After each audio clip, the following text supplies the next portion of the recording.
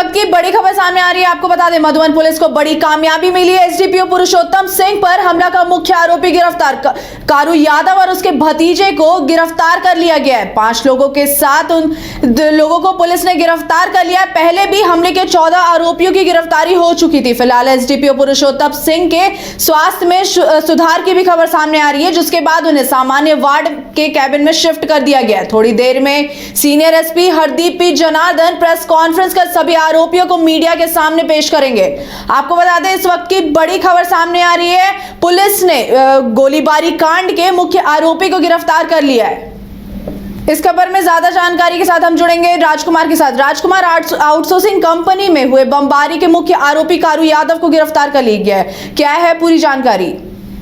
जी रोमिता, बता दें कि इस तरह से पिछले दिनों जो 9 जनवरी की घटना थी, जिसमें कि हिलटॉप आउटसोर्सिंग में बाउंड्री वाल निर्माण को लेकर 2 पक्षों में भिड़ंत हुई थी, जिसमें एक पक्ष जो था वो कारू यादव का था, दूसरा पक्ष जो है वो सांसद चंद्र प्रकाश चौधरी के समर्थकों का था। और उसी झड़प के दौरान बाघमारा एसडीपीओ घायल हुए थे और उन पर पत्थरों की बरसात हुई थी। और उसके बाद वो दुर्गापुर मिशन में उनका इलाज चल रहा था। फिलहाल उनका जो स्थिति है वो अब खतरे से बाहर है और उन्हें अब सामान्य वार्ड के केबिन में शिफ्ट कर दिया गया है और परिजनों से भी मिलने की इजाजत, उनको परिजनों को मिलने की इजाजत दे दी गई है। और दूसरी बात अगर करें तो इस हमला कांड का जो मुख्य आरोपी है, जो मुख्य साजिश करता है, कारू यादव, उसे भी पुलिस ने जमुई से गिरफ्तार कर लिया है। हालांकि वो यहाँ से भागकर यूपी भाग गया था, लेकिन वहां पर पुलिस की जो दबिश बनी और यूपी में योगी आदित्यनाथ की जो सरकार है, वहां पर पुलिस कई मामलों में अपराधियों का इनकाउंटर भी कर देती है। तो एक बड़ा यह भी मामला था,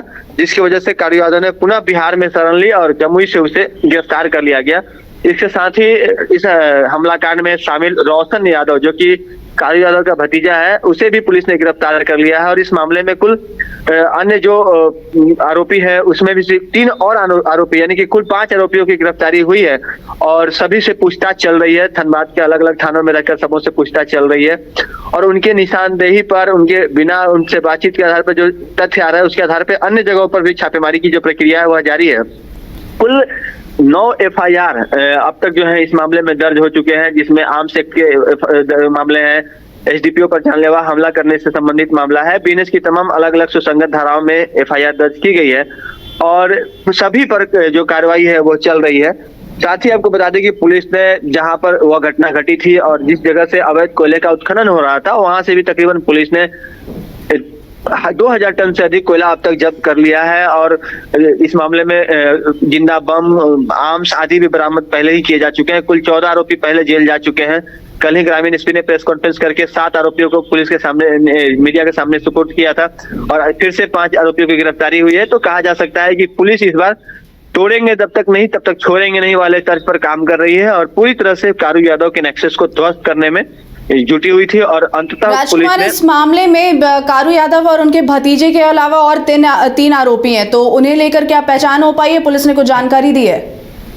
देखिए, जिस तरह से जानकारी उनसे पूछताछ के दौरान आ रही है, उसके आधार पर छापेमारी हो रही है। लेकिन सबसे महत्वपूर्ण बात यह है कि पूरे मामले की ऑथेंटिक जानकारी देने के लिए, आधिकारिक पुष्टि के लिए हमें शाम के 4 बजे तक का इंतजार करना पड़ेगा, क्योंकि 4 बजे Dhanbad SSP Hardeep P Janardan press conference करेंगे और उसी वक्त वो तमाम आरोपियों को मीडिया के सामने पेश करेंगे और उनके पास में क्या क्या कुछ बरामद हुआ है, उनसे क्या कुछ जानकारी सामने आई है, उसने किस तरह से अपनी घटना में संलिप्तता स्वीकार की है, इन तमाम चीजों की जानकारी शाम को 4 बजे मिल पाएगी, जब सीनियर एसपी का प्रेस कॉन्फ्रेंस होगा। जी रोमिता जी, उनके पास से कुछ सामान भी बरामद किया गया है? मैंने बताया पहले भी कि जिस तरह से 4 बजे प्रेस कॉन्फ्रेंस का समय रखा गया है, जब सीनियर एसपी का प्रेस कॉन्फ्रेंस होगा, तो उस वक्त ही तमाम मीडिया कर्मियों को इसकी जानकारी दी जाएगी कि उनके पास से क्या कुछ बरामद हुआ है और किन किन तथ्यों पर पुलिस आगे जो है वो जांच करेगी। और पूरे मामले में हम एसडीपीओ के जो ताजा हालात हैं स्वास्थ्य से संबंधित, उस पर भी जानकारी प्राप्त करने का प्रयास करेंगे। जी धन्यवाद राजकुमार, बहुत बहुत शुक्रिया हमारे साथ जुड़ने के लिए। विश्व स्तरीय मेडिकल सुविधाओं से युक्त रांची का देवनिका हॉस्पिटल, जहां है neonatal ICU, burn intensive care unit, modular operation theatre, 24/7 emergency trauma service, multi disciplinary ICUs, emergency care, MRI, CT scan, advance cath lab, fully automated path lab, echo, ultrasound, ultra modular patient beds और pharmacy. Devnika hospital and research centre, किफायती दर पर विश्व स्तरीय इलाज, ancillary Chowk, Tupudana industrial area, Ranchi.